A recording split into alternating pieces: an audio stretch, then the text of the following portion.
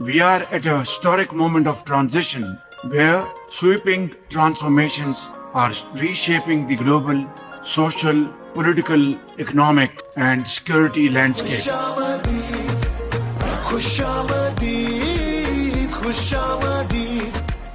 अस्सलाम वालेकुम। मुल्क की हिस्ट्री में मेकिंग और ब्रेकिंग पॉइंट्स ऑफ हैं। पाकिस्तान की हिस्ट्री में कल एक बहुत ही बड़ा मेकिंग पॉइंट आया।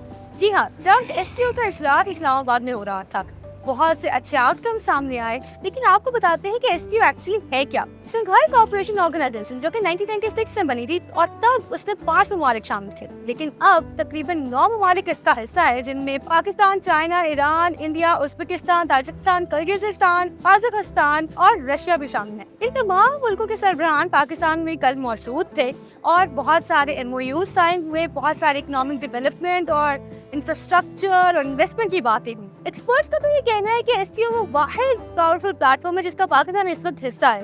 लेकिन आपको एक और एस्पेक्ट बता, ये कहा जाता है कि ये सेंचुरी एशियन सेंचुरी है, यानी कि अब वेस्टर्न हेजमनी कम होते जा रही है और एशियन ब्लॉक मजीद उभरेगा। इसके साथ साथ इकोनॉमिक सेंटर भी एशियन ममालिक बन जाएंगे।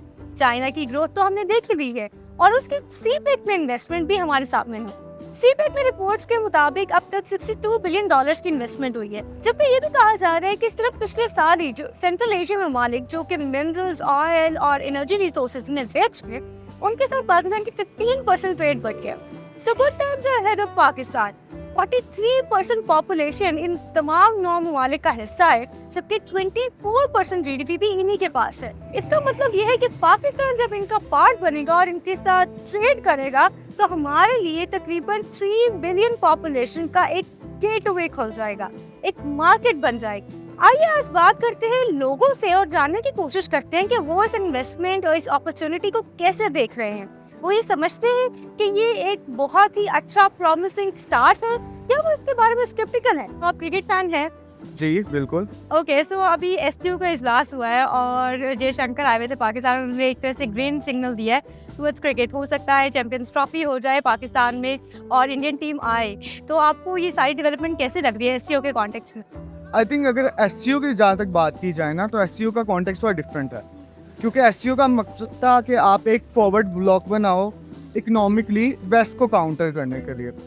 क्रिकेट का उससे कोई ताल्लुक नहीं। अगर हम क्रिकेट की बात करें कि हमारा ऑब्वियसली एक हॉस्टाइल रिलेशन चल रहे थे इंडिया से, 9 साल से कोई आया नहीं था, हमने बात नहीं की थी।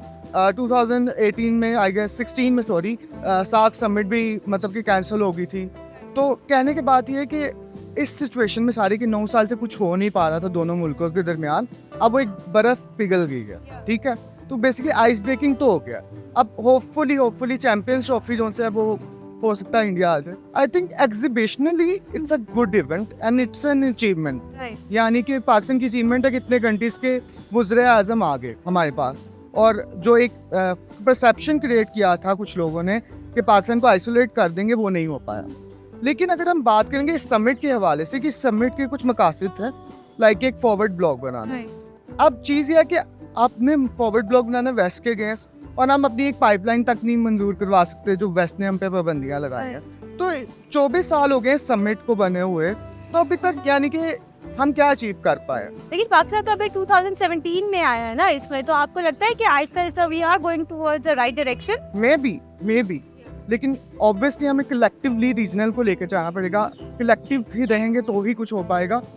अगर हम इंडिपेंडेंटली जाएंगे तो शायद कुछ अचीव ना कर पाए वेस्ट के। ओके, आपका पर्सनल एनालिसिस क्या है कि हमें वेस्ट के ब्लॉक के साथ रहना चाहिए या एशियन ब्लॉक के साथ?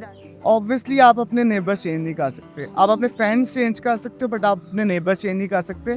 तो regional cooperation, regional economic ties होने बहुत ज़रूरी है। रीजनल कोऑपरेशन के ऊपर ये बात कर रही है और इसके ऊपर ट्रेड के ऊपर, इन्वेस्टमेंट के ऊपर बात कर रही है, क्योंकि अगर हम देखें तो जोग्राफिकली भी ये जो एससीओ के अंदर जो रीजन आ रहा है, ये सबसे बड़ा रीजन है किसी भी ऑर्गेनाइजेशन का।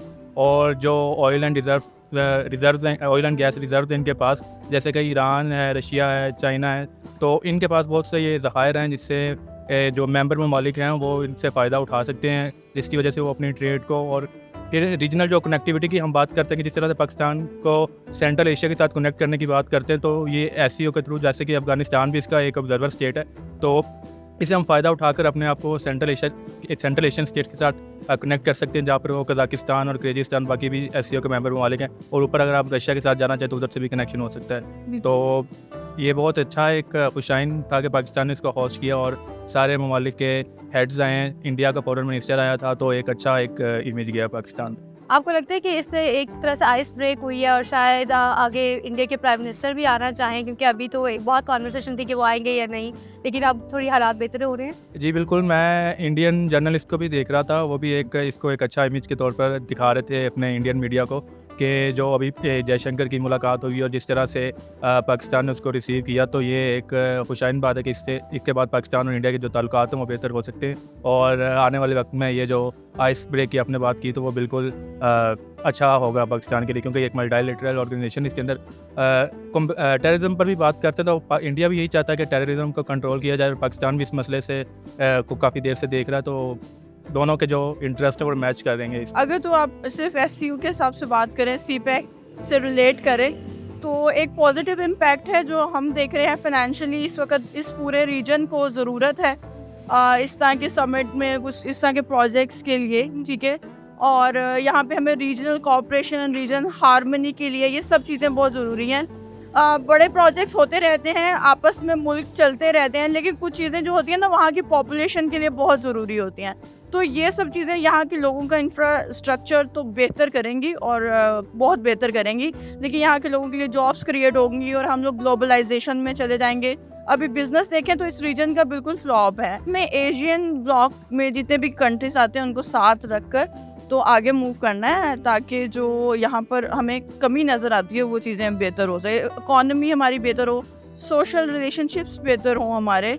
तो आपको पता है सोशियो इकोनॉमी रिलेशनशिप ही होते हैं जो किसी भी स्टेट को मजबूत करते हैं। तो यहाँ इस ब्लॉक में, एशियन ब्लॉक में जितनी भी स्टेट मजबूत होना चाहेंगी वो इसी तरह हो सकती है, एक प्लेटफॉर्म है ये। जिस तरह से सारी कंट्रीज़ के लोग आए हैं, वज़ीर आज़म सबके आए हैं, किसी के प्रेसिडेंट आए हैं, तो ये बड़ी खुशाइन चीज़ है कि इससे पाकिस्तान में सरमायाकारी भी आ रही है जो उन्होंने सिग्नेचर किए हैं।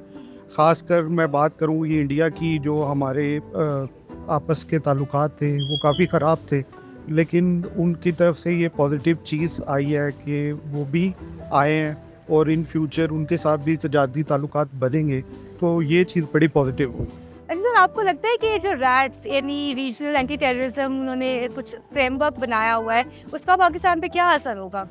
देखिए जी, पाकिस्तान में आए दिन मुश्किलात तो हैं, टेररिज्म के वाक़यात होते रहते हैं, तो मेरा ख्याल है कि ये बड़ी पॉजिटिव चीज़ है कि वो इस चीज़ को लेकर आए हैं कि जिस तरह से पाकिस्तान में टेररिज्म है, अगर वो इसके लिए कुछ इकदाम करते हैं तो ये बड़ी पॉजिटिव चीज़ होगी। इन्वेस्टमेंट आएगी, डेवलपमेंट होगी, लोगों को रोज़गार मिलेगा। आपको पता है हमारा पाकिस्तान का कितना बड़ा खूबसूरत है, टूरिज़्म बढ़ेगा, इसमें लोग आएंगे, एक पूरी इंडस्ट्री है जो जनरेट होगी, बिजनेस आएगा, तो ऐसी बहुत इंपॉर्टेंट है। इसके अलावा जो जोग्राफी कंडीशन है पाकिस्तान की वो भी बेहतर होंगी, जैसे कि अभी हमारे इधर उधर अगर मसले चल रहे हैं तो वो बेहतर हो जाएंगे जब सारे लोग बैठेंगे एक प्लेटफॉर्म पे, तो उसे रिजॉल्व करेंगे, और ओवरऑल पाकिस्तान के लिए बहुत अच्छा है, बहुत अच्छा इनिशिएटिव है। राइट, आप ये देख रहे हैं कि जिस तरह से सेंट्रल एशियन ममालिक हैं वहाँ पर पेट्रोल और ये मिनरल्स वगैरह जो हैं बहुत सस्ते और अच्छे मतलब मिल रहे हैं, और इससे की वजह से हम उनसे कनेक्ट हो रहे हैं। आप इसको कैसे देखते हैं? हाँ बिल्कुल बिल्कुल, इसका इफेक्ट पाकिस्तान पे आएगा अगर ये सारी चीज़ें पाकिस्तान की तरफ आएंगी, अगर ट्रेड रूट्स बनेंगे जैसे डिफरेंट एससीओ, इधर सीपैक्स वगैरह, ये सारी चीज़ें चल रही हैं, एक आम आदमी के लिए अच्छा होगा ना,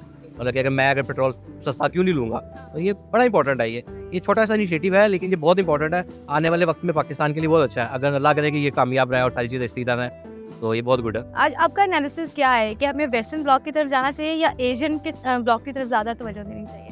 वेस्ट अगर देख लिया तो अब हमें एशियन ब्लॉक भी देखना चाहिए। गवर्नमेंट को अप्रिशिएट करना चाहूँगा क्योंकि ये आई थिंक बहुत बड़ा इनिशिएटिव है, क्योंकि अभी जो ख़बरें आ रही हैं, जो न्यूज़ आ रही है, बड़ी पॉजिटिव आ रही है, और आई थिंक कि अभी जो मिडल ईस्ट में तनाज़ा शुरू हुआ है उसके पस मंज़र में ये जो पूरी कॉन्फ्रेंस है, ये इकट्ठ जो है, ये बड़ा अहमियत इख्तियार कर चुका है। और आई थिंक मैं शुरू से ही ये समझता हूँ, मेरी ये राय है कि हमें बजाय दूर दूर मतलब पींगे बढ़ाने के, हमें रीजनलिज्म को प्रमोट करना चाहिए। हमारे पास इस वक्त रीजन में जिस तरह से ताकत के मराकज़ डेवलप हो चुके हैं, जैसे चाइना है, रशिया है, ईरान है, ठीक है, ऑलरेडी इनकी मतलब अच्छी कम्बिनेशन चल रही है, तो मुझे ये लगता है कि हमें रीजनलिज्म को प्रमोट करते हुए अपने चीज़ों को लेके चलना चाहिए। इससे ना सिर्फ हमारी इलाकाई सूरत हाल बेहतर होगी, बल्कि आई थिंक कि हम इनसे पहले भी ज़रूरत है कि हम अपने पड़ोसियों से अपनी सराउंडिंग में ताल्लुकात अच्छे बनाएं, और अगर ये चांस हमें मिला है तो हमें इससे बिल्कुल अवेल करना चाहिए। और आई थिंक कि ख़बरें पॉजिटिव आ रही हैं और मिलजुल के इन चीज़ों को लेके चलने का जो एक आज़म ज़ाहिर किया जा रहा है वो एक बहुत पॉजिटिव एक्टिविटी है। सर इकोनॉमी भी बहुत ज़्यादा बेहतर होने जा रही है, ये हमें लग रहा है, आपको लगता है इस तरह से? देखिए, ये तो डिपेंड करता है सिचुएशन, क्योंकि वादे वईद और चीज़ होती है, प्रैक्टिकल जो ग्राउंड रियलिटी है that is different from the written work. तो हमें देखना पड़ेगा कि मतलब हम क्या उनसे ले पाते हैं और कौन कौन सी अपॉर्चुनिटीज़ को हम कैश कर पाते हैं। मैं समझता हूँ कि ये पाकिस्तान गवर्नमेंट के लिए एक जहाँ पर एक बहुत बड़ी कामयाबी भी है, वहाँ पर एक बहुत बड़ा चैलेंज भी है कि आया हम इस चीज़ को कैश कर पाते हैं इस मौके को या नहीं कर पाते। तो ये हमारी लीडरशिप को देखना पड़ेगा। आपने भी लोगों के व्यूज़ सुने and it is so heartening to see कि लोग इतने ज़्यादा अवेयर हैं और अपने ओपिनियंस भी रखते हैं। साथ ही साथ ये भी जान के खुशी हुई कि वो इस पूरी सिचुएशन को लेके बहुत ज़्यादा पॉजिटिव हैं। शंघाई कोऑपरेशन ऑर्गेनाइजेशन सर्टनली एक बहुत ही बड़ा प्लेटफॉर्म है जिसका पाकिस्तान पार्ट है, एंड बहुत सारी इन्वेस्टमेंट, कॉर्पोरेशन, इंफ्रास्ट्रक्चर, बहुत सारे MOUs साइन हुए। बहुत सारे ममालिक अपने डेलीगेशंस के साथ आए और हमने ये भी देखा कि वो बहुत होपफुल है पाकिस्तान में इन्वेस्टमेंट्स करने के लिए। कल्चरल एक्सचेंज होने जा रहे हैं और टूरिज्म सर्टनली बहुत ज़्यादा बढ़ेगा, जो कि कोविड के बाद एक तरह से स्टॉल्ड हो गया था। लोगों के इस अवेयरनेस का क्रेडिट जहाँ पे मीडिया को जाता है, उसी तरह से गवर्नमेंट का भी ये क्रेडिट है कि उन्होंने इस लेवल्स पे ये ऑर्गेनाइज कराया, and we are certainly hopeful for the future now. Let's see what it brings.